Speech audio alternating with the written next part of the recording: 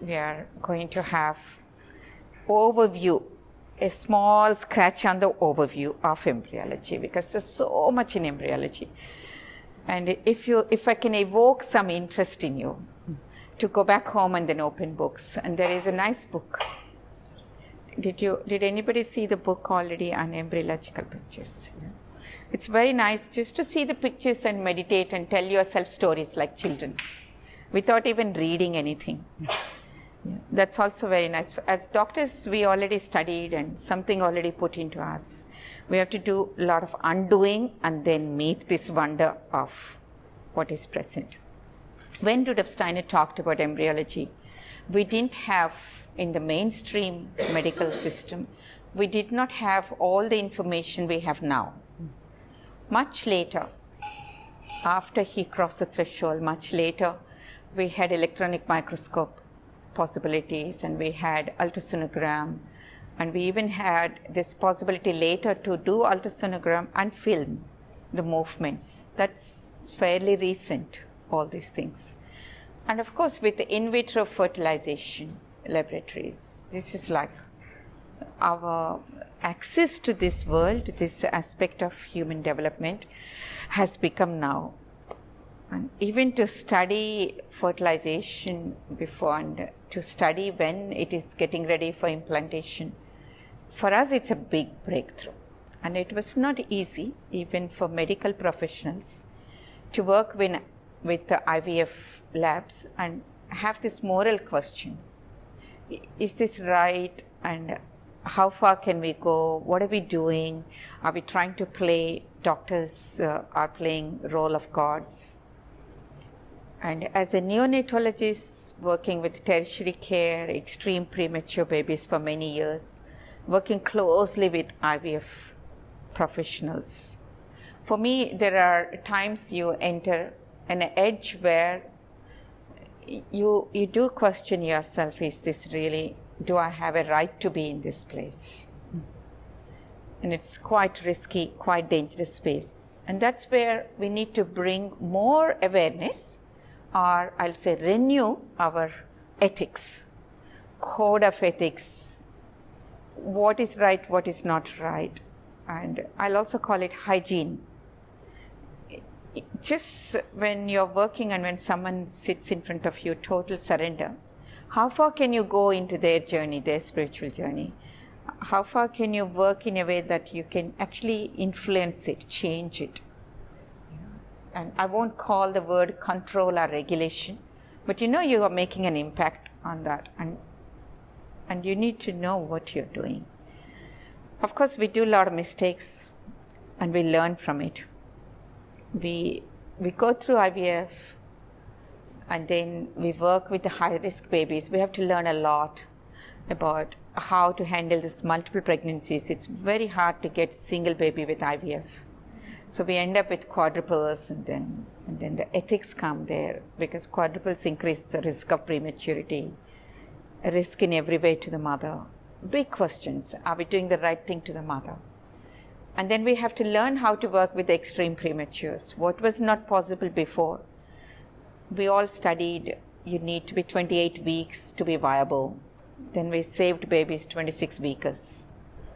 So we're studying something, doing something else, experiencing reality. So it's a time where every professional is called, is invited, or is pushed into a space where we needed to ask few questions. Where is the boundary between earthly world and spiritual world? How far can I go in this earthly life with this flesh, with this body, travel all the way to the threshold and to go back and to bring a baby? So questions come in everyday life.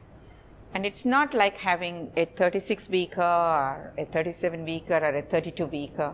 It's 26 weeker, 600 grams, and there are times you stand in front of quadruples, 600 grams, 26 weekers, and you can only pick up one baby. Yeah. So, and you don't know whether you're doing. So this sense of judgment standing here, what sari do I buy, is very different from standing here and saying, here I stand okay, between life and death. So many professionals today out in the world are working. So on one hand, educators are being pulled into a situation where they have to deal with our age children who are bringing different situations. Educators are asking, is it our job to feed a child, to help a child to have breakfast, to teach them how to sit, and this is all belonging to family, culture, family, but it's all coming to us. But as medical professionals, we are also pushed. So with all this, over the last few years, we have so much information now. But what do I do with this information, this knowledge? This has to go along with the morality. As the knowledge went up, the question of morality also, the need to come into a new awareness with inner moral life has become really big. So this can go very easily, this knowledge, into power. For many years, I did not know anything. Sunrise, sunset, outside world, all that I knew is a couple's longing for a baby and IVF professionals and then IVF lab and my intensive care unit. So it's very easy to become close-headed, arrogant, feet not on reality, real world. Because you think you are controlling at that level, then you do feel like God. So this is quite a risky place where we are all. If I know what of education, I think I have the curriculum, I can do anything. But like they said very beautifully, they came here to get the curriculum, the first batch, and they have to wait. And just now they're getting curriculum, and every evening curriculum they do a little bit, and every afternoon they have 100 questions, and then I only get answer one question. Oh my God, we didn't realize asking for curriculum is this much. Even though we were preparing ourselves for this. So knowledge is good, but the knowledge also has to come with the morality. One step towards knowledge, 4 steps towards morality. So from knowing to being is this whole journey. I know something, but then I have to be that. I have to do that whole journey. So from this midnight hour of knowing what I am going to become, and knowing that 2 parents are already getting ready, we managed all that. Knowing that whole universe is at my service, knowing that I'm going to be given whatever I need for this journey, there comes a point also this being has to forget all this journey. To forget everything and come into this earth. This gift comes from the moon. When we leave the moon phase, we forget everything that happened before. But in our body, inside me, or in my life, when I meet someone, when I have an encounter, when I have life's experience or an event, memory comes back. Certain things which I meet in my life brings back the memory. Certain times in the developmental stage, I am closest to get the memory. So even the old Vedic culture, ancient spiritual cultures had this wisdom. Like something happens when you're 42, something happens when you're 63, something happens when you're turning 60, something is happening for a 12-year-old child, some rituals happen when they turn 7. Okay. We knew somewhere in our own way that this age-appropriate memory and consciousness is present in human development. But Rudolf Steiner gives very clear steps and detailed description of what happens at 11 2/3. What happens in every 7-year cycle, and how every 7-year cycle is again 3 different phases. First 1/3, second 1/3, and third 1/3. And what's the difference between this and that? And what's the relationship between that and then the first 1/3 of the third 7-year cycle? This goes on and on and on and on. So this way of entering human development in this relationship is what we are practicing now. So this forgetting and remembering is what is happening when the being is leaving moon. We left the sun we went through the planetary spheres, receiving the tools. This is all happening at the pure consciousness level. All this, and all these conscious beings, I'm going to give them names, but if the names are too much, just drop it and then imagine inside you that is non-physical self of me, or that is spiritual self of me, or that is my future spirit or future soul, which is going to contribute to my future soul. So this terminology could be confusing, especially if you are comparing it with what you already have from your own spiritual understanding, theosophical understanding, or any other spiritual terminology. If you compare it, there is a difference between how Rudolf Steiner uses certain terms and other spiritual sciences uses. So don't worry about it. And Rudolf Steiner is not going to be upset if we don't know the terminology. He's very happy if we ask questions. That means we are all interested. To ask a question is very essential to be on the spiritual path.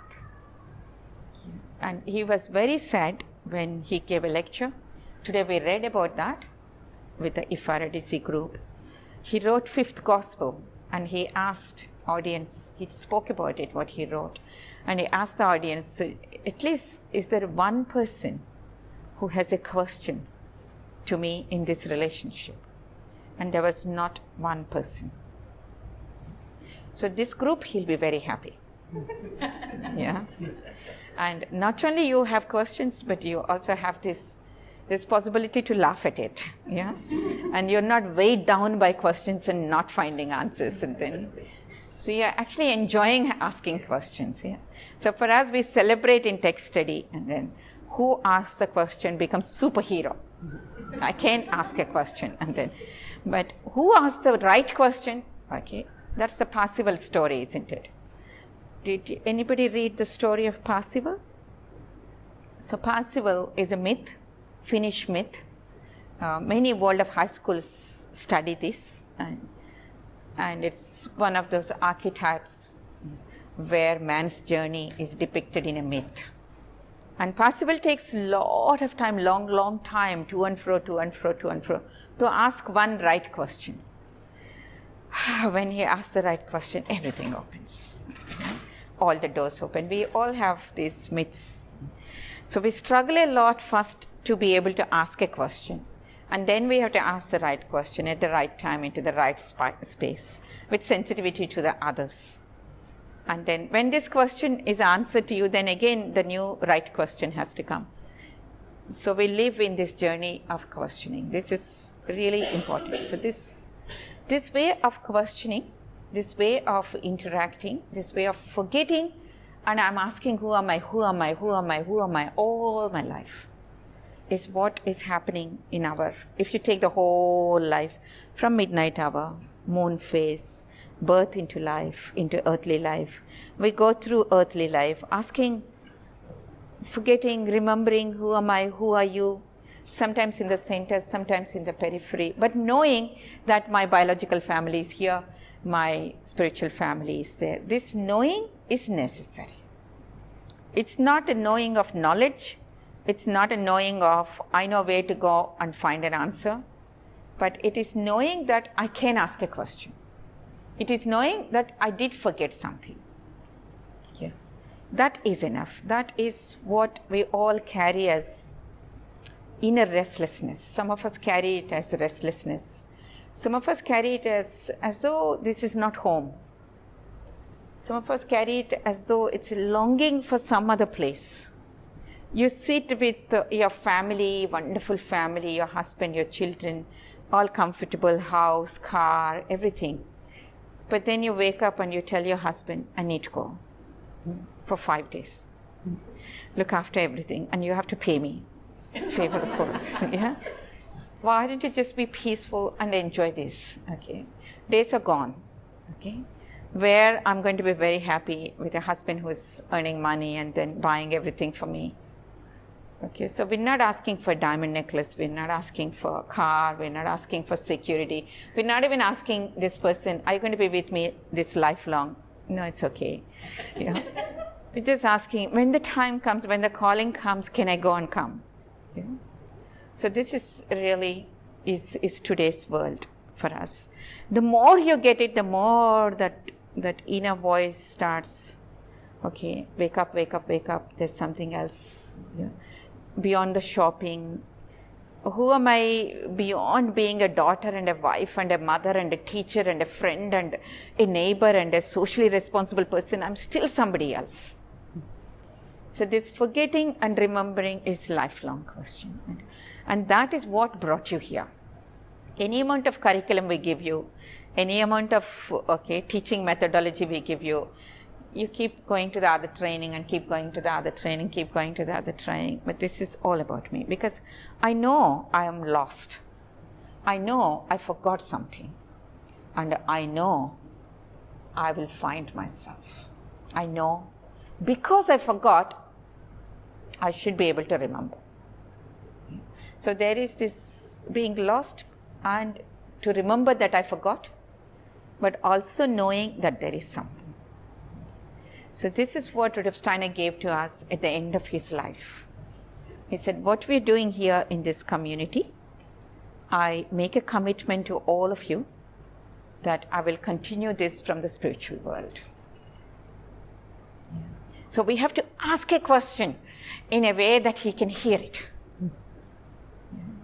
So this question has to come out of our lifelong longing. The longing which you brought with you and the longing with which you are living.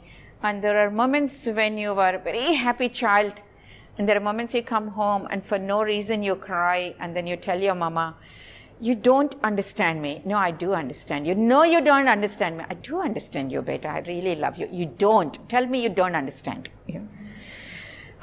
You don't understand. Did I not tell you you don't understand me? Because there is someone who understands me. Only one. I'm going to search for that. I leave parents, I go to partner, I leave partner, I leave home, I leave colleagues, and then I keep traveling, and I keep traveling, I'll find it. And we come back to this wonderful body again. Yeah? So because this is what we created. This is where the memory is. And we come back and then we work. And any spiritual retreat you go, they tell you don't eat this and then fast or don't talk. And then it's all body oriented. We wake you up at 4:30 or 5 o'clock in the morning. So they don't tell you eat anything, sleep whatever you want to do, and just come and watch this video, you'll be spiritually enlightened. Anywhere you go, the first thing they say is actually, don't eat this or eat this or drink this, and then drink only at this time and sleep only at this time, and then don't talk to your neighbor, don't have the mobile phone. And here, it's all in the sense-permeated, sense-oriented part of me, the physical part of me. There is a physical part of me and there is a non-physical part of me. If I have to find home back and I have to go through my physical part of me into my non-physical and through that to the spiritual world. Is this giving a situation to you? If I have to find the way back home, I have to start where I am. I am here breathing, eating, digesting, circulating, excreting, sensing, moving, human being, physical. I start with that, and through that I meet a non-physical being in me. Yeah. From limited to the unlimited. From the physical to the non-physical in me. Sometimes I can't find it. Then I go and ask the plant, what is physical in you, what is non-physical in you? Oh, okay. Then I go and listen to the stories, inspiring stories. Wow, that is also unlimited, impossible thing this lady did. Yeah. So I try to meet this unlimited in the limited, invisible, invisible. Yeah. I'm meeting the invisible in what is visible to my eyes. Tangible, measurable, visible body I take, and I go beyond it and meet this non-physical. And I keep traveling and traveling through non-physical, and I meet. Yeah. Then I feel home. So every time I experience spirit in my matter, I'm home. Yeah. I give a very simple example. And if you have a very good meal, not now, when we are so full all the time, when you're really hungry. After a fasting, you break your fast and nicely warm, homemade, cooked, balanced food, you eat it and you break it down, you digest it well, you sleep well, and you wake up, you're hungry again. Yeah? That is a very beautiful experience. How many of you celebrate when you wake up in the morning as though nothing ever happened, all gone? Yeah, I'm ready. And then you sometimes wonder, how much I ate, where did that go? So in every culture, we tell stories to little babies. Yeah? So after they eat, we tell different stories in different languages, how some magic happens here. Yeah, and we rub, and then a magic happens, all gone. Yeah, and then we eat again, and then magic happens, and all gone. Yeah, and then we meet that in our digestive processes. How many of you experience your own digestive process as magic? And then in my head, I know very well, if I eat all that they give me, everything, I will fall sick. Somehow I don't. Okay, after every meal, I tell myself, stop. Yeah, and then you go, after this, I'm going to stop it. Yeah. Okay, this is one last time, and then I stop it, because I know that there is someone who is dealing with it.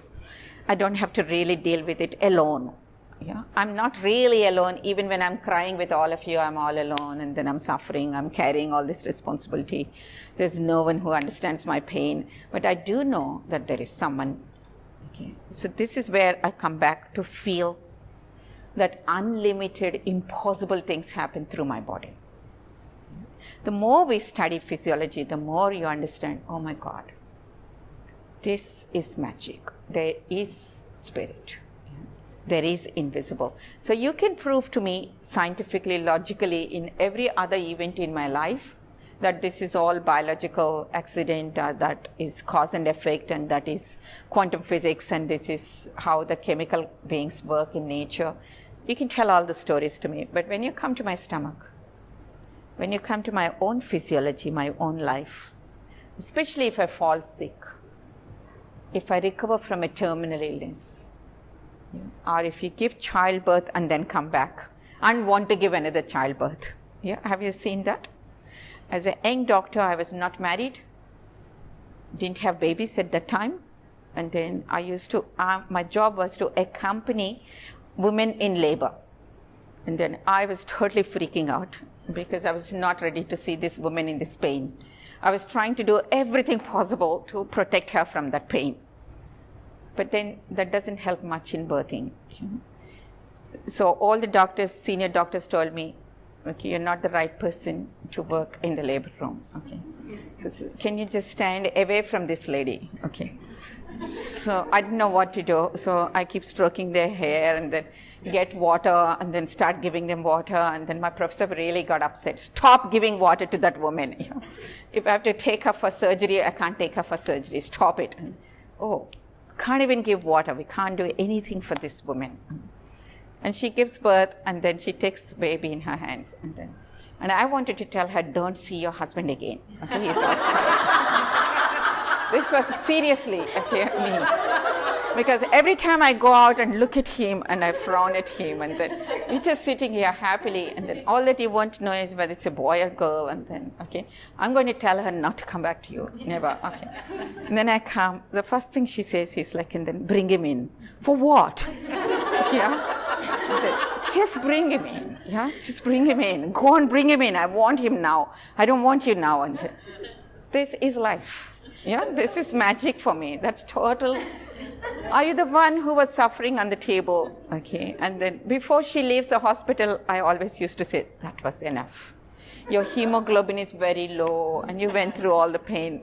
That's more than enough, no more. Yeah? And this lady says, I'll see you next year. Don't see me next year, okay? Go and adopt a baby, orphanage, and this was me, okay, totally going against life. This is not real life. The real life is actually, you give birth and then you sit up. This is suffering. This is suffering which you cannot describe. Yeah? And out of that suffering, this woman sits up radiating with love. Okay, love for this man and love for the baby who's going to come. And then, So are you not happy with this one who is there, and you look after this baby well, adopt the second one, no more babies. That was my prescription for this lady. And so it took a long time for me to understand love and suffering. Love which leads us to suffering, suffering which brings us back to love. Because somewhere this woman knew, okay, there's something else you meet in that peak period. In that giving birth to a baby, you are suffering, but you're also meeting. When you enter this, I cannot do this any longer. I call it powerlessness, helplessness, total powerlessness. That's when you meet this being. That's when the memory comes back. That's when you're home. I'm home. Yeah. So it could be pure physical experience. It could be a soul experience. It could be through pain. Yeah. It could be through a pleasure which becomes pain. So you keep eating, and then there comes a point of pain. Yeah. Do you experience that? Yeah. We just had that experience with mangoes recently, me and Catherine. So we both knew that we should not do it, but we did it. Yeah. But even through the pain, we laughed. Yeah. So this is okay. This is really rightful suffering, purposeful pain in life. This is what we concluded. So the body takes you to this and that. Remembering and forgetting. And how do I serve as a physical body this whole journey of remembering and forgetting? So the body is already getting prepared for this human journey. How human body is formed is already as an instrument for human life on earth. So this is possible only when physical part of me and non-physical part of me work together very closely. This close relationship, Rudolf Steiner described it as members. He named the members. The physical bodily side of it, he called it physical body. Yeah. On the body side, what is not physical, what is alive, what brings life to the physical mineral kingdom, he called it life body, etheric body. So in my body, you can see all the minerals, trace elements, and all that you see in nature as mineral kingdom is in my body, but not in the same form. They don't do the same thing. If you meet iron, sodium, chloride outside, and if you meet the same elements in my body, they are different. Because human life, in the presence of human life, the mineral kingdom gets transformed. Already in my body, in my physical, before the consciousness comes, before the spiritual forces come, already in human physical and life itself, there is this amazing power of transformation. I call it lifting up. If there is mineral in the earth element, it's already lifted up by life. Yeah? Is that giving a picture to you? You study this in every organ in future modules. Every organ shows you that. In a very gross level, and then if you see, if you're standing, if I'm standing, I have this brain, this wonderful organ in my head. It doesn't fall into my knees. Yeah. And it's not held with a big scaffolding architecture. Of course, there is bone and there are ligaments, but then under the gravitational force, if you see, there is some other force out of me which comes. And the moment I sleep, I lose that. The moment I sleep, I lose my consciousness. So there is this, from the body, from individual life, which I have this, I call it levity. Gravity, levity. Levity comes within the body and it keeps being lifted up by conscious beings. And Rudolf Steiner gave names to every member. Yeah. Physical body, etheric body, emotion and soul body, astral body, and ego. Yeah. Ego. Yeah. So please don't read this ego as we read ego in our Indian spiritual science. Imagine that as a member. Imagine that as part of you which keeps all these things together, which has consciousness of self-consciousness of my body, my life, my emotions, and where I can stand up and look into your eyes and I say, I. Only human being can call I to I. Yeah? So you can't stand up and say I in a way I can say to I. This is the ego. This is in a very simple physical way you understand it. Don't understand it as egotism and what we call lower ego and higher ego. It will come later. For today's embryological purposes, so there is something that is happening in the physical world. There is something that is happening in the spiritual world. And it started with the spiritual world, midnight hour, with the intention, and it got a response from the earth, from father and mother coming together. A spiritual activity, movement, as a pure feeling, as a pure thought, pure intention, and a response from the earth. Can you imagine that? Some sound comes from there, and echo comes from the earth. So heaven calls out, earth responds in your imagination. So something moves there and something moves here in response. So now the whole embryology story is about that. And one movement comes and then something responds. Yeah. This is moving and that somewhere else is moving, almost like a magic. Because when I take you to the maturation of female archetype and male archetype, there are many areas where we don't understand how exactly it happens, even with the mainstream medical research. We have theories, postulated, hypotheses, but we don't know exactly how to prove that this is how it happens. That is where I'm going to take you now into the anatomy, physiology. So all these gaps where you say, oh, how does that happen? Now you know you can put a different color.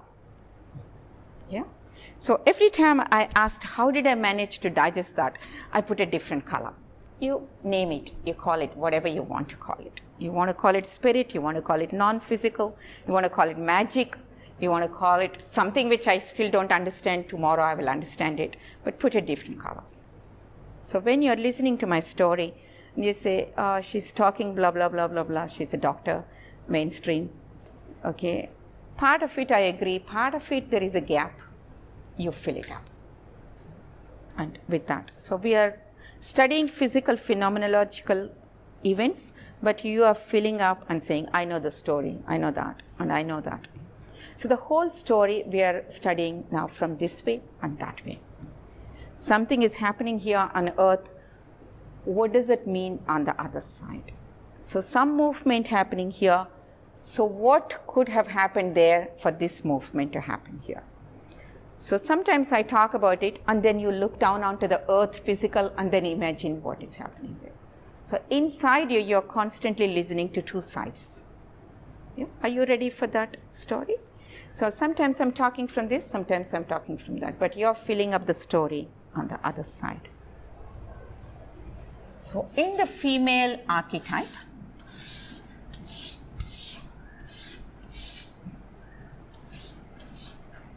so we have uterus in the midline as a single organ, and out of that come two fallopian tubes. And two fallopian tubes end in a very strange shape. In medical language, we call it fimbria. One way of looking at it is like anytime a tube takes that shape, we understand it is an attempt to increase the surface area. It's an attempt to reach out, yeah, to meet something. Yeah. A tube can end close and say, no entry, or a tube can taper and say, I'm happy, I'm finished, or a tube can do this and say, come on.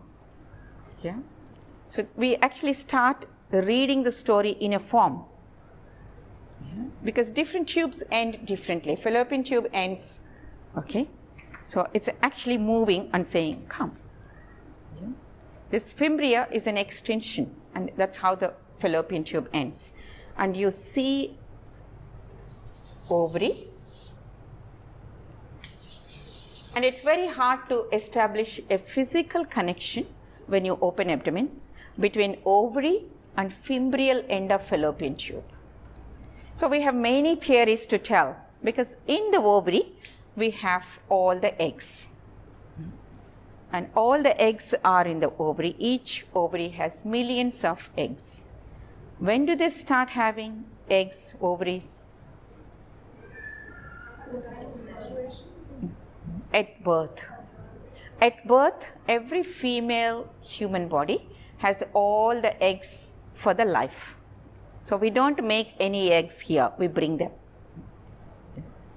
They're already there. So female newborn baby has all the eggs in the ovaries at the time of birth. And only thing that happens at puberty is these eggs which were there start maturation. So immature egg, primary oocyte becomes secondary oocyte. Secondary oocyte becomes ovum. Ovum is a mature egg. So what's the difference? What is the difference between immature egg and a mature egg? Yeah? Yeah. It's saying now I can be very open. I can receive. Yeah. And it is not saying I can receive anything, anytime, any number of things. Yeah. When I decide, when it is the right time, for a certain period of time, in a certain space, and after one I receive, I close. Yeah. On YouTube you can search. There are beautiful films which are done where actually sperms dance around the mature egg, and one sperm enters and immediately the wall of the mature egg changes. Okay, it puts the board no entry. That's enough. Yeah. So it's not openness which says, okay. So every freedom in human being has this gesture of, in a certain space, at a certain time, to a certain aspect, I am open.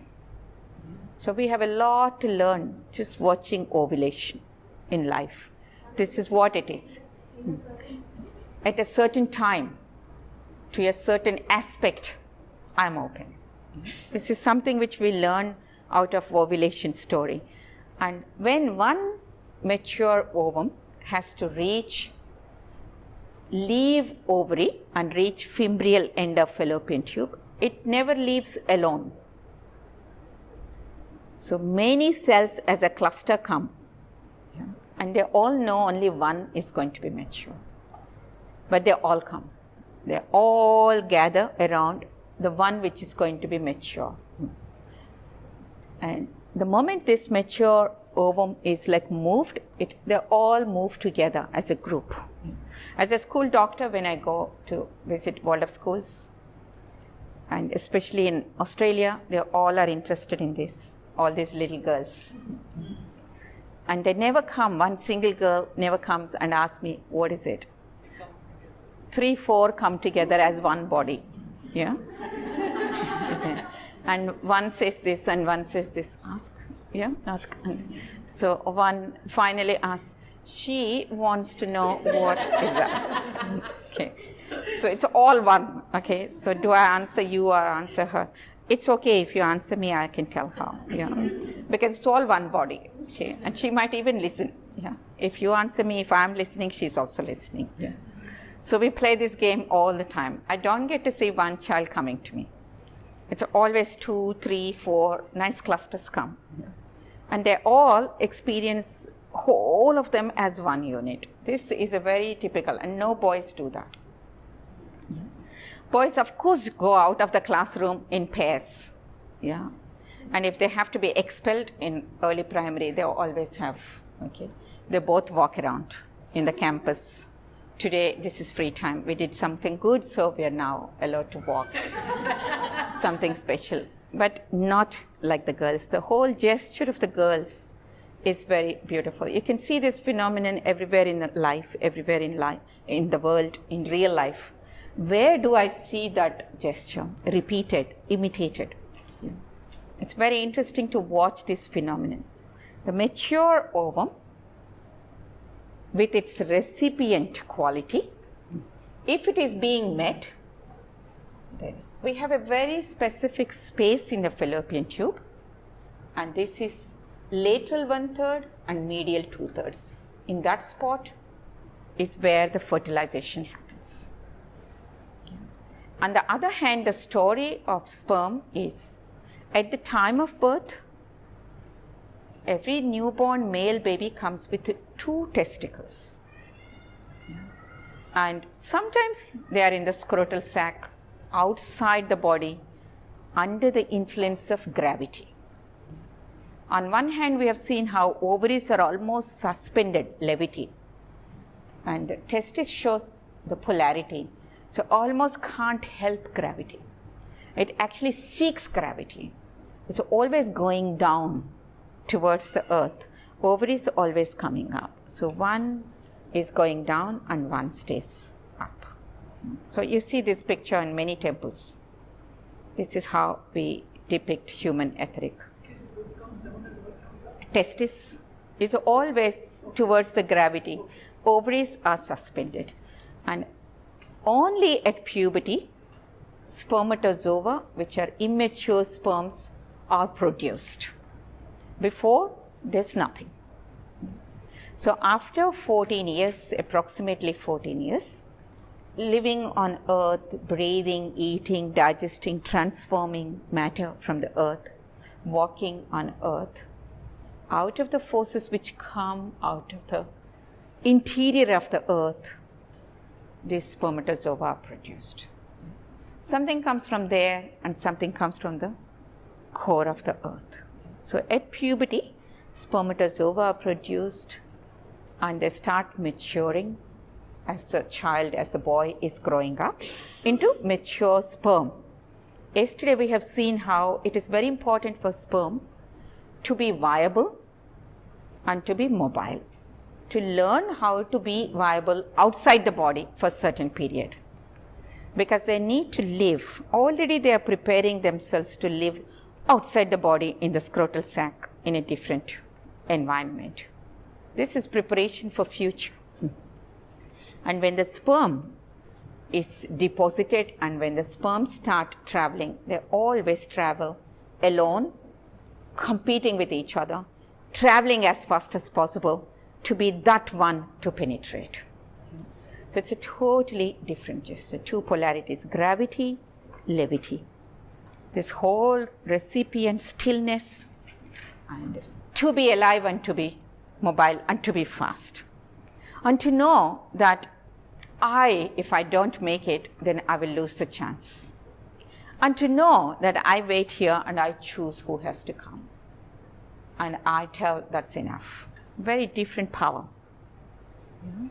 So there is power in movement, there's powerlessness in resting and waiting and receiving. But there's power in not having a choice and then, struggling for life and then chance. And there's power in,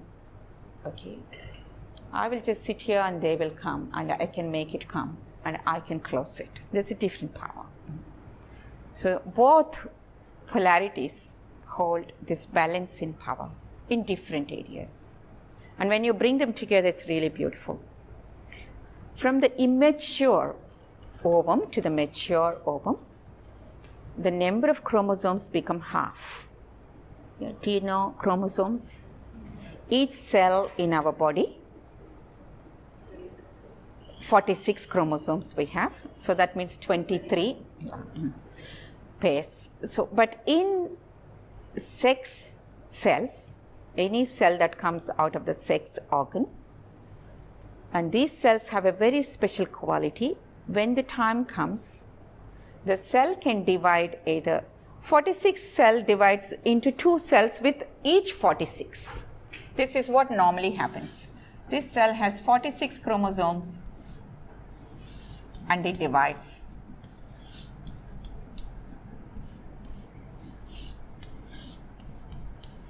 Yeah? That's normal division. When the time comes, this division can look different.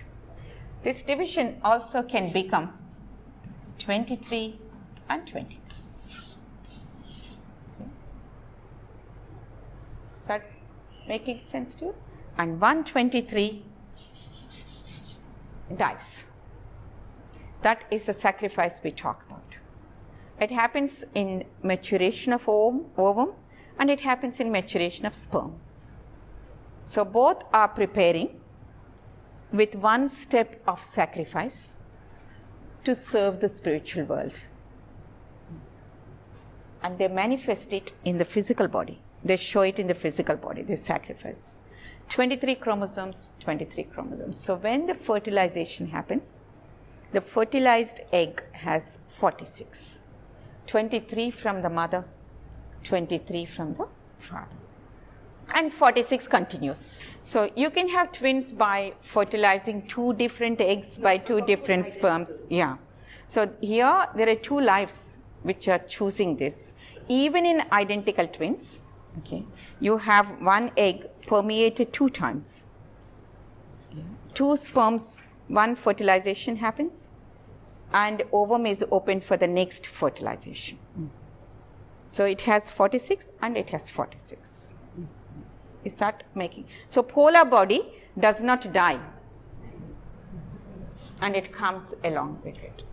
But most often what happens is actually there's one ovum fertilized and the other ovum fertilized. But they both form the same sac, same amniotic sac, so both are having, and sometimes it's totally different. 2 sacs, 2 umbilical cord, 2 placental implanted sites, all possibilities. Thank you. So, to have 2 eggs and 2 sperms coming. What is identical twins? Same sex? Same sex. They look alike. They look alike, do they? Yes. There's always some difference. She's shaking her head. You don't look alike? No. You look alike. Yeah, because you know. But we know that they're same sex, they look alike, but they don't look alike. Yeah. Through their gestures and even physically. Even that you can clearly differentiate. This eye moving the limbs and that eye moving the limbs. Yeah. You develop a sensitivity towards this. Those of you who worked with twins, who taught twins and who have friends twins, and then you know how different they are, some of them. And some of them actually one comes big and one comes small and remain the same, okay, that difference in the size. And different in the personalities, how they respond to the world and what comes out of them. And then, so what are we calling identical twins identical? Is a question that comes from this perspective. Yeah. Of course, there is a definition which we can make depending on the fertilization and the implantation and the sex and the sex, and then we can do that. But from where we are studying, from the ego consciousness and somebody's choice, and story changes. Yeah. So these 2 decide to come, and instead of saying you go first, I'll come 2 years later, they're saying let's go together. Yeah. So the story is different from the other side. Then we don't call them identical twins. Yeah. We might call them, oh, they chose to do all the way together, right from the beginning. Can't wait for a year. Can't wait for 1.5 years, 2 years. Okay, come on, let's do it. So is that making sense? Yeah. Of course, from the physical side, what you said is totally right. So are you with me so far in where we are going? So at the time of fertilization, there's 23 coming together, and we establish 46 again. And this fertilized egg or zygote now is not egg any longer. It's not a sperm, and it's not yet a baby. Yeah? So what is it? It doesn't belong to the mother, doesn't belong to father, not yet belonging to baby, because baby's higher members, which are traveling from the midnight hour through the planetary spheres at the time of fertilization, are still waiting at the moon sphere. So what belongs to the baby? Individual ego, the future ego of the child, individual astral, the future soul component of the child, even individual life, etheric, is still waiting. So at the time of fertilization, it is a physical space, a cell, two cells, in a very magical way coming together through one step of sacrifice and coming together after a lot of journey and movement. And now it's sitting in the fallopian tube. That's not its future home. That's not where it's going to implant. Okay, that is not where the ovum belongs to. It belongs to ovary. Sperm doesn't belong there. It's a foreign country. Okay, nothing that belongs to the baby is in it still. So what is it? So it's neither mom, neither egg, nor sperm, not yet baby. Rudolf Steiner has a very beautiful description to it. He says, anything that does not belong to anything on earth, but still holds all potential in it, but nothing manifested yet, is called virgin space. Virgin. That's how he defines virgin. So it's not connected to anything on earth. I don't belong here, I don't belong here. And I'm here on earth. I have all the potential in me. I have the whole baby in me. I can become the whole baby 280 days from now. But nothing is there. Nothing to say that I'm going to be this baby is there. So this, he calls it virgin space. It's a very... Zygote is the virgin space. Fertilized egg, zygote, yeah. Yeah, virgin space. And mother's fallopian tube gives temporary home for this virgin space. Virgin space is a space, it can be in the physical, it can be in the soul, where my soul does not belong to anyone here on earth, does not belong to this guru, does not belong to my parents, does not belong to anyone who pays me, does not belong to even my biological family and the family who, it's totally virgin, it's totally open. It has all the potential. Tomorrow morning if I wake up with a message from spiritual world, I can make it happen here. It has all the potential to manifest if a spirit comes through and says, do it, and it can do it. But nothing has yet started. Nothing is seen as a little sprout or a little movement or a little spot. No, nothing. So this is what we call being virgin. It's just waiting for the spiritual command. Okay? When these things come and join, then it has to become that. It means it's a fallopian tube pregnancy. It means that soul or whatever hasn't yet. It comes and gets implanted into fallopian tube. Fallopian tube pregnancy. Yeah. And it has to. Yeah. So fallopian tube pregnancy means instead of coming from here by 6th day and implanting, it implants there. The movement didn't happen. And Then the spirit would have come. Yes. Pregnancy, the spirit has come. yeah, but the space is not the right space. Yeah. Because for any spiritual being to come, we have to hold the right space, right time, right intention, and to hold a virgin space. Into that space, I can't put myself. And it has to be totally, it's a matter which is totally ready to take the spiritual impulse and manifest it. Can they not be then invited that come sit in the right place? It doesn't happen? It happens. Considering there is that connection. Yeah, It can happen. it happens most of the time. How many times fallopian tube pregnancy happens? Most of the time, It is happening. But this space which is in the fallopian tube also is a necessity for it to be there pure as a physical matter before the individual ego, individual astral, individual etheric come. It has its own purpose, it has its own story, it has its own purpose on earth.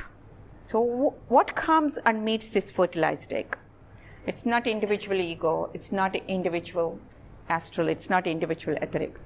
It receives a gift from the spiritual world, from the midnight hour. Yeah? This is Rudolf Steiner's imagination. He calls it a physical germ receives what he called spirit germ from the midnight hour. And how do we know it? In this has the human archetype. So what comes to me first is human, general human archetype. So I don't come here as Lakshmi. I come here first, I have to be human and then wait for 6 days, and then my whatever forces are going to make me Lakshmi are going to come. All my life I have this question in me. One step I take towards becoming just me, very different from all of you. Then I come back by evening and I say, can I have meal with you? Can I wear the same color dress like you? Can I do everything what you're doing? Can I sing with you? Can I be in your group?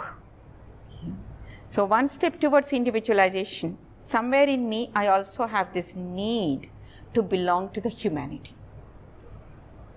When my need to belong to the humanity is being overlooked, overruled, and I keep going to become an individual, life gives me opportunities to come back, to be pulled back. And that's when I feel, looking back, that was really good. That feels good. Individualization, but without disconnecting from the humanity.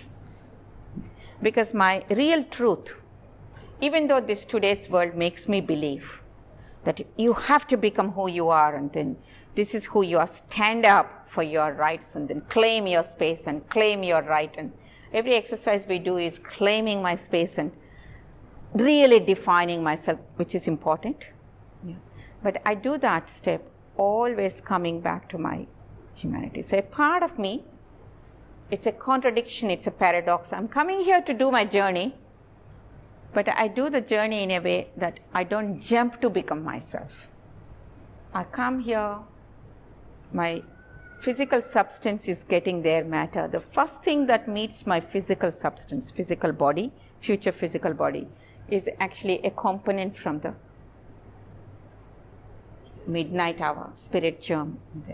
So when I can search for my destiny, my intention, my meaning, my purpose, I can do counseling, I can do biography work, I can do spiritual meditations, and then I do all that. And then finally, when I fall sick, when someone does a massage, when someone touches me and then I lie down there, in those 10 minutes, I'm closest to knowing who I am and what is my purpose. Then, all the number of hours I spend, who am I, and this or that or this. Because the secret is here, somewhere inside my body. And in this intimate touch, in this healing touch, in caring for one another, in the body experience where I can meet my spirit, I have these insights in the deepest sleep of what was my midnight hour experience. So human body, Rudolf Steiner describes it as a condensed spirit. Yeah. This is not even life. We haven't even entered life. We are still depending on, all the donations from the mother. Because mother gave us a space where we can sit there and multiply. All that this fertilized zygote egg does is multiplying. 1 becomes 2, 2 becomes 4, 4 becomes 8, 8 becomes 16. The cells are multiplying inside the fallopian tube, and they all come into a nice ball, three-dimensional ball sphere. At this moment, the multiplication happens in a way that for each cell, which is going to be future embryo, we call it embryoblast, future embryo. Each cell, which is going to be a future embryo, is accompanied by 11 cells which are responsible for nourishing it. We call them trophoblasts. Trophos is nourishment. Because embryo still didn't establish placenta. The first thing it can think about when it has to have the matter connection is, if you have matter, you have to maintain it. The very first thing that comes to you when you have matter is nourish it, maintain it. In the spiritual world, you don't need it. It's different. Here, you need it. You need to have this food all the time. You wake up in the morning, first thing you have to think about is, we need food. So 1 embryoblast, 11 trophoblasts. Trophoblasts. Trophos is nourishment. Embryoblasts, trophoblasts.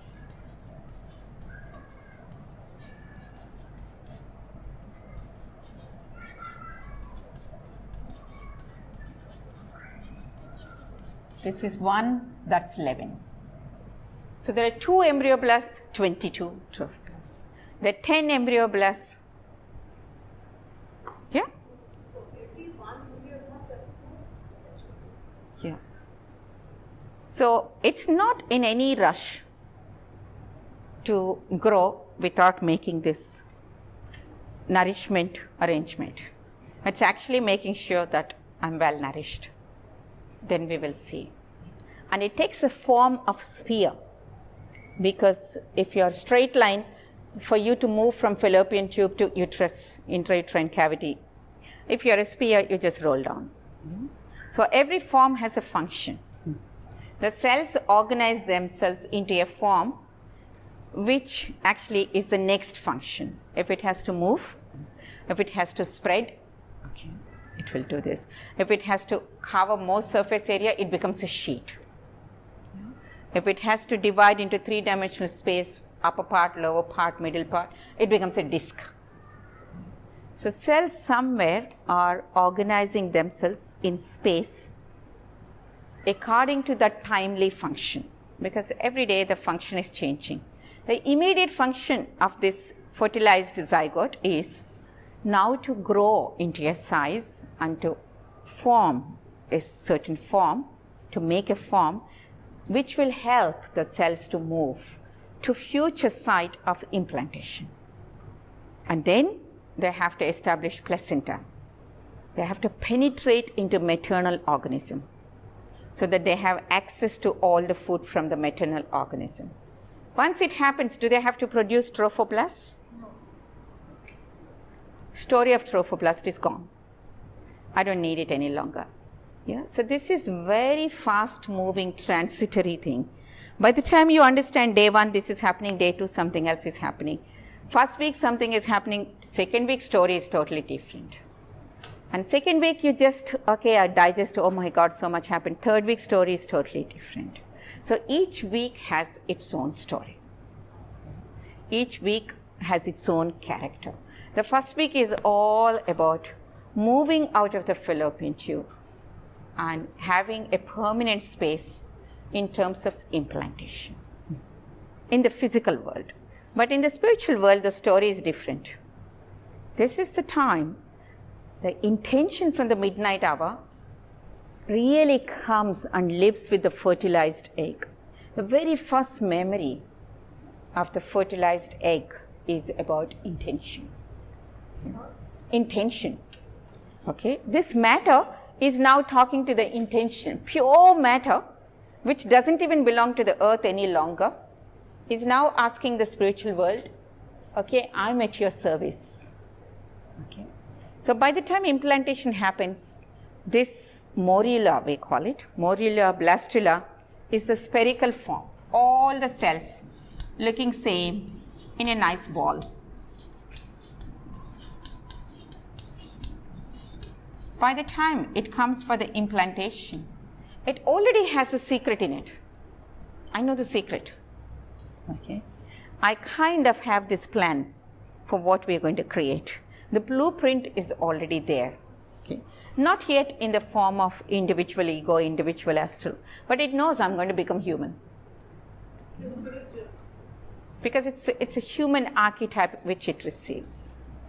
Already the impulse is given into this fertilized egg. At the time of implantation, this is the time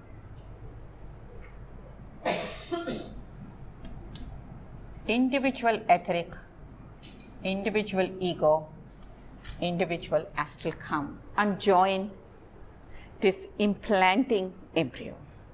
Yeah. It has a very specific name, but don't worry about the names. Yeah? But everything we name, that's one thing we do as medical professionals, we want to name everything. And it's also very spiritual, because no one other than human being can name. Gods create. Yeah. One day angels asked God, you're saying human beings, human beings, human beings. What is their special quality? What is it that they do which we can't do? They can name everything we create. So that's what doctors do. Yeah? So we're very happy to name everything. Of course, it went into labeling and fixing, but before we labeled and fixed, we named. So in embryo, you have hundreds of names for every little phase, for every little form, for every little process, for every little movement, we have a name. Okay. So when you study embryology, it's all about names, but it's a very interesting story. The more interest you have, the less you bother about the names. But if you want to name, you can also name. Yeah? You can also name these things. You can give color codes. Yeah. You can do whatever you want to do. But then if you understand week 1, week 2, week 3, week 4, and goes on. Okay. If you understand that and then give color codes also, something happening specific here, something happening there. Some very big movement happens at the end of first week. And another big thing happens end of the second week. That's enough in your imagination. Yeah. Yeah, that's a big question. So Rudolf Steiner talks about this midnight hour is very specific for human life, because human being is the only one who can reflect on life and carry this across the threshold consciously. And that is why when we come back, we are also responsible for all the other living beings on earth. So we carry them also in our consciousness. We report about them also. Some of us, when we sleep with a lot of sadness for a tree which is fallen. So, which falls. And then we go and then we tell the gods, I'm very, very sad. Today is one of my saddest days because I saw this tree being cut or this tree being uprooted. And that made me feel very sad. So we have this also as part of our life. Something happens to our animals, we talk. We carry lots and lots of stories in our daily life about the plants and animals. And we come back with more images. Biodynamic farmers wake up every morning with new ideas. Okay, today we're not going to do this and maybe tomorrow we should do it. This is not the right time. Yeah. So we decided to do it 8 o'clock. We're not doing it 8 o'clock. We will do it at 7 o'clock. Yeah. So we're always talking. This is all our responsibility. Yeah. We not only go there and ask for Mercedes car and the new house, but we also talk about all this is happening. Why is this human being like this? Why is this happening in the other country? Okay. What do we do with the guns? Do you have any ideas? How to live like human beings even when we are given guns? We have a lot of questions, isn't it? Because we have all real world happening, responsibility for that. Responsibility for the plant kingdom, responsibility for the animal kingdom, responsibility for the mineral kingdom. But all this is naturally happening in my body. If I just pay a little attention to my body and then wonder at it, I already lifted my mineral kingdom in my body. Every day I eat plants and animals and I lift them up. Every day. And I make them human. Just by simply eating 3 meals a day and sleeping and waking up and growing like a nice materialistic person, I'm already doing this work. Yeah? And all that I need to do is consciously sleep, consciously wake up and come. And consciously eat. Yeah? So, What animals part of it? Pollination. how do they fertilize? No, how are they part of my being? You said by living a very materialistic life, I'm already the mineral is already risen. Yes. The plant how is the animal participating? I eat animal. I don't eat animal. Yeah, I eat animal product, animal nature, and I eat animal nature in all the sensory experiences. Yeah, because I can sit here, a person next to me who is like a little fox. Yeah. I'm living with all these animal archetypes, animal nature, and inside me I have animal. I'm constantly digesting myself. Yeah. It's very hard to live with myself. I go to study plant, and suddenly there comes a moment where, oh my God, is this me? Yeah, that's not very good of me, so I'll put it on the plant for the time being. Yeah. This is too much for me to really deal with whole of me. I'm also digesting myself. I'm also breaking down myself. Today morning we read a lecture where somebody was writing about Rudolf Steiner, and then in one of his talks he says, what is food to us, how the food comes inside us and says, break me down and make me your own substance. We do that every night to the spiritual world.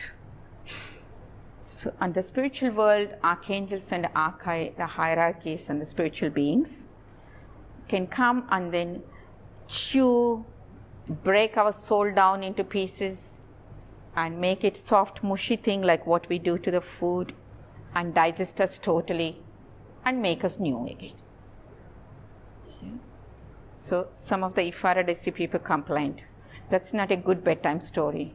We had nightmares that somebody is coming and chewing and eating us up, and then they're putting their teeth in us, and then this is really not nice. So tonight we are going to do this exercise differently. It's not the body, it's the soul. And ask yourself, is there any part of you which you wish somebody comes and chews at it and breaks it down and gives to me so that I can handle it? Yeah? Like babies are given pre-digested food.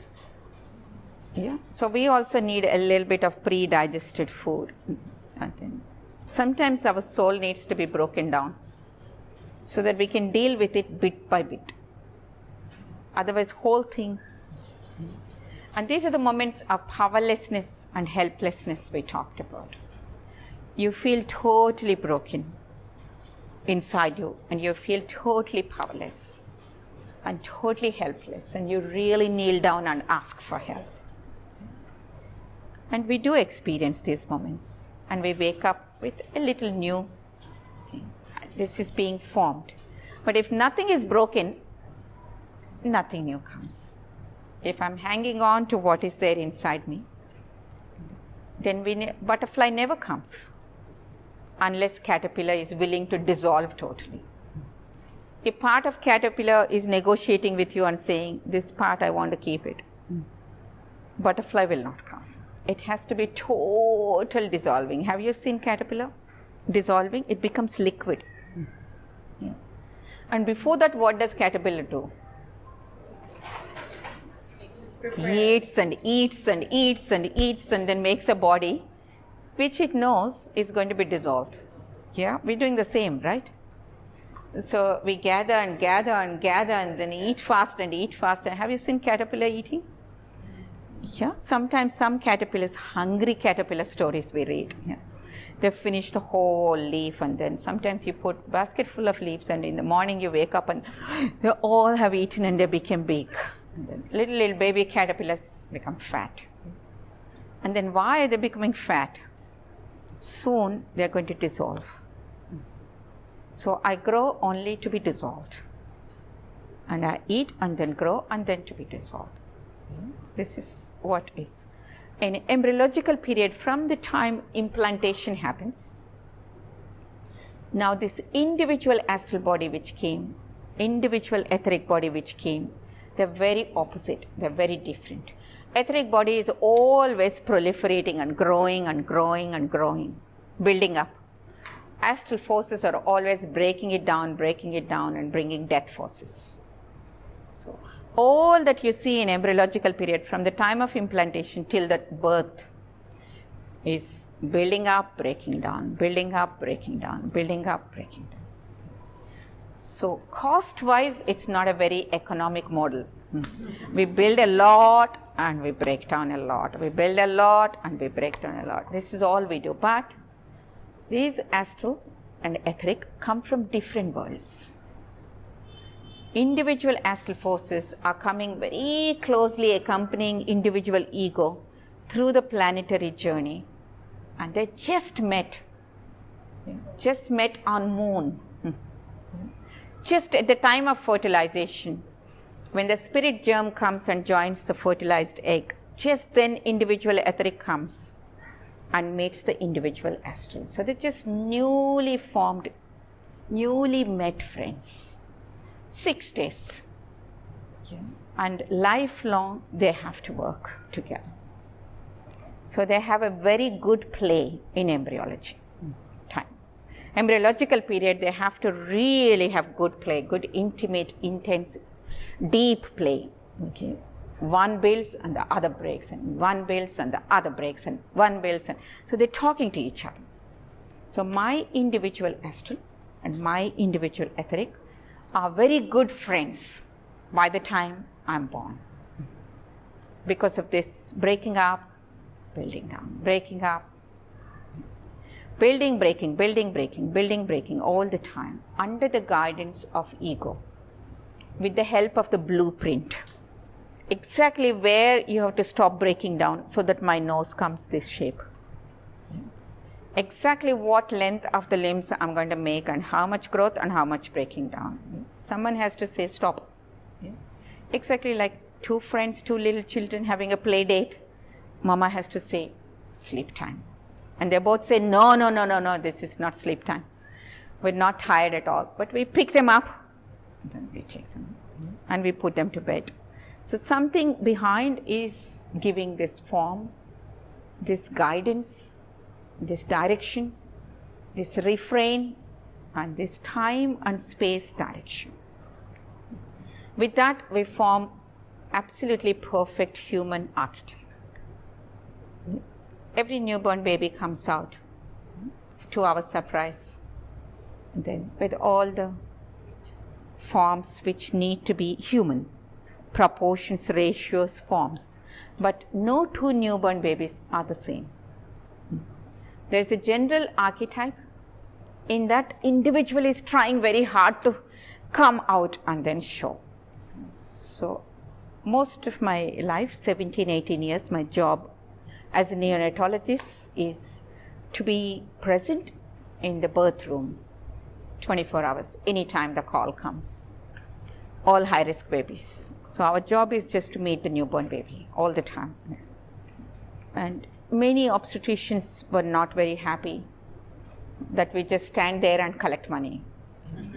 And then we get to see the baby first. But of course, we are first breath managers. If the first breath doesn't happen for any reason, then we act. But rest of the time, all that we have is like this luxury to earn money and to study every newborn baby. Every newborn baby opens eyes and looks into our eyes and they say, I know you also, I know, you're very different, I want to watch you, I would like to go with you for some more time. So we're already talking, everyone is different. We're quickly checking in the checklist, 2 eyes, nose is there, ears are there, breath is happening.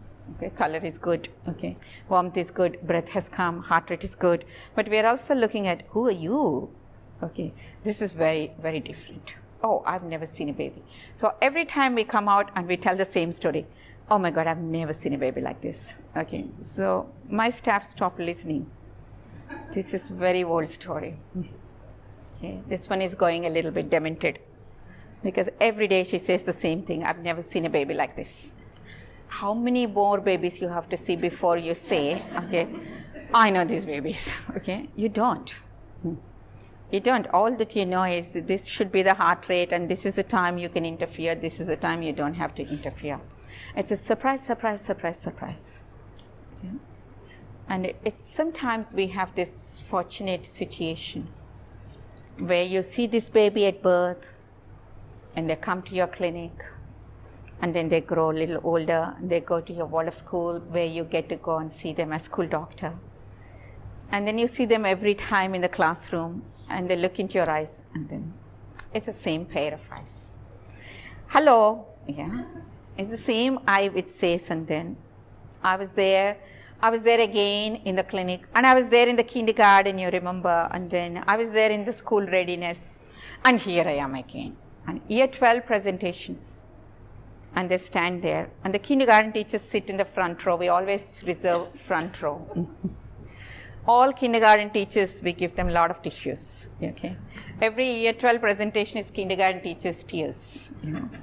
Because this child is standing and talking, and then they were blowing their noses and then wiping their tears and looking at each other, holding each other closely, and then because they're remembering all that this child did in the kindergarten, and the same movements.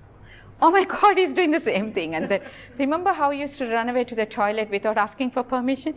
He's going to go and run again, and then why is he running away in the middle of the presentation? Okay, kindergarten teacher said he'll come back. Okay, everybody else and then bring him back, his time is still there, and then because it's marked, it's assessed. This is our first examination in the whole world of school. So we are all holding breath. Kindergarten teachers are happily celebrating and then crying, and then every time they do something wrong and they're more happier, and then, oh my God, nothing changed. Isn't it so good? Nothing changed. And then it's just the same child. Yeah, it's just the same. They're celebrating this not changing, never changing essence of the child. And all of us who are assessing and the high school teachers and supervisors of year 12 presentation and are sweating out, and then how many times we did these rehearsals, how many times I have to tell you, you're not supposed to do in the middle of the presentation. Then this boy says, I don't know from where it came. And kindergarten teacher said, I know from where it came. Do you know? Yes, I know. Okay. Yeah, she'll tell you, and I'm going. Okay, this boy went away. Because he knows that she knows, and then he doesn't have to know about it. It's amazing how much they know what you know. Something never changes. This is the individual part, that eternal part.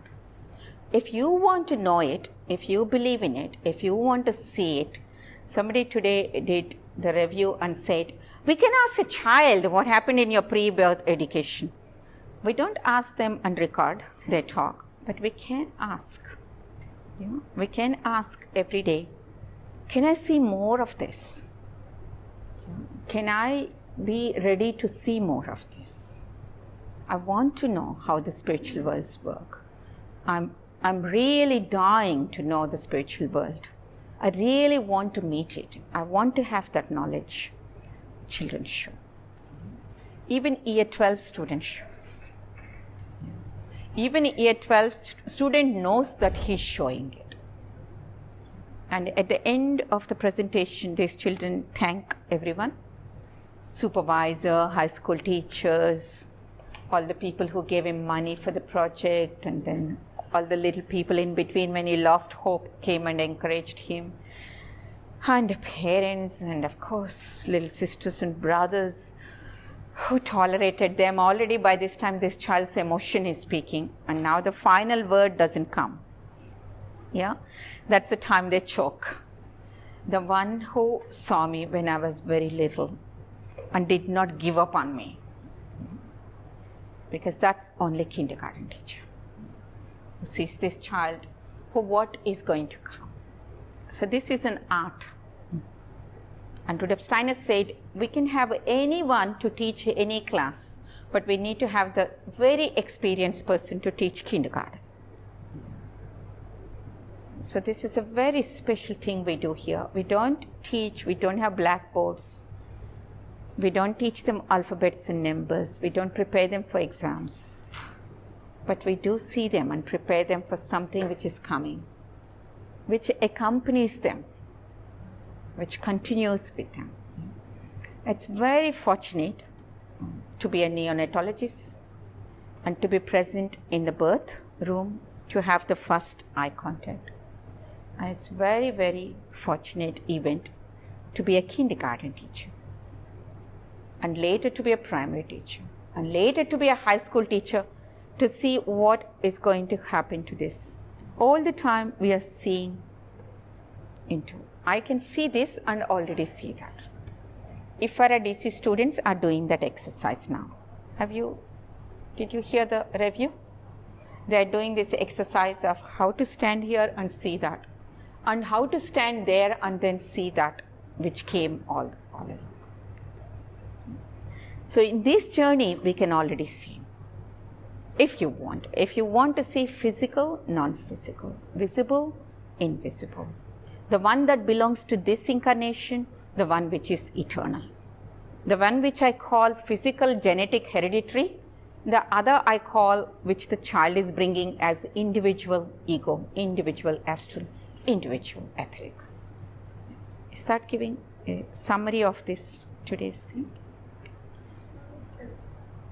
Is the ego in every individual child different, or ego is common to all? It's the same in everyone? Yeah, when we say in anthroposophy ego, it belongs to the individual, the one which belongs to the spiritual part of that person, which only belongs to that person. The best way I can describe it is the one which I call Lakshmi I, that one.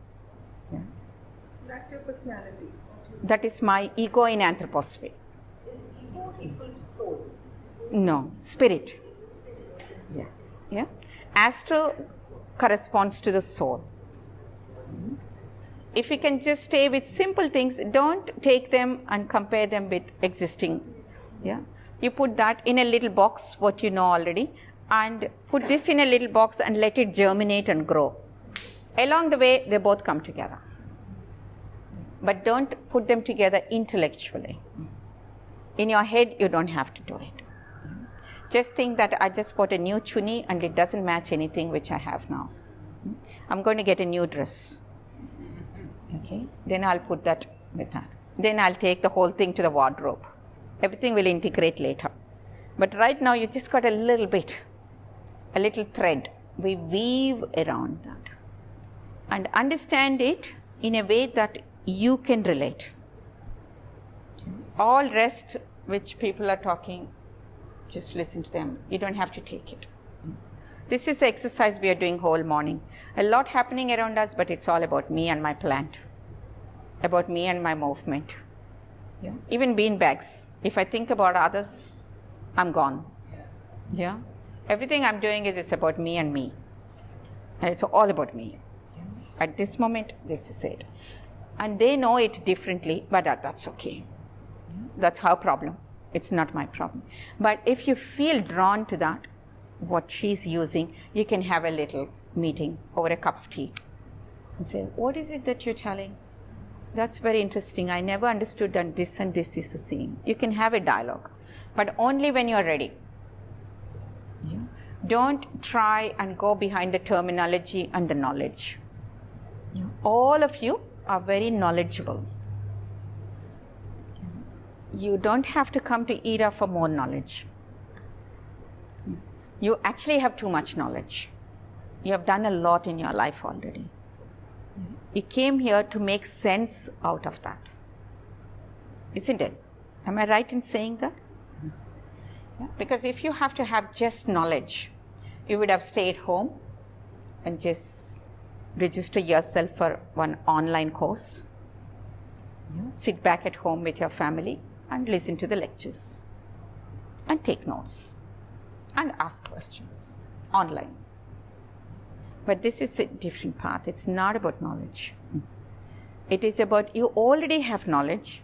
You're trying to put all that into in a way that it makes sense to you first, so that it makes sense to your friend.